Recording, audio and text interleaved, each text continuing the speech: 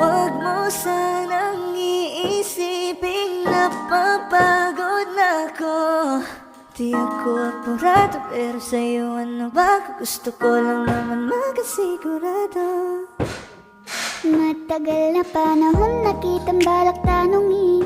May pag-asa ba ko, bakit di pa sagutin? Sabihin mo ano pa ba ang dapat kong gawin? Bukod sa araw-araw kitang dapat mahalin.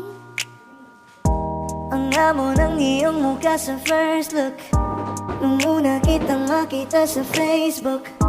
Kakaiba pa ang iyong pangalan, para bang ang hirap mong hawakan. Wala nang akong ibang hahangarin, laking pasasalamat na ika'y sa'kin dumating. At hindi ka babaliwalain, makasama lang kita, yun lang ang aking hiling. Cause ilang araw ka nang hindi dumadalaw. Alam mo bang hinahanap kita araw-araw? Gabi-gabi ako hindi mabakali, inaalala ko ang mga bawat sandali.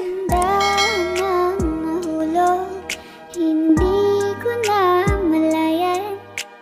Ikaw pala, ikaw na nga ang matagal ko nang hinihintay. Ang tanging larawan mo na lamang ba ang tanging hawak-hawak ko? At kahit anong gawin, limutin ka, hindi malis sa isip ko. Kasi di ko na matiis, love. Dahan-dahan kitang mamimiss, love. Ilang beses man nilang aliwin, ikaw at ikaw pa rin ang gusto kong kinikis, love. I don't know what to do, or even I'm gonna say, cause every time na nariyan ka, ako'y napapraning. Di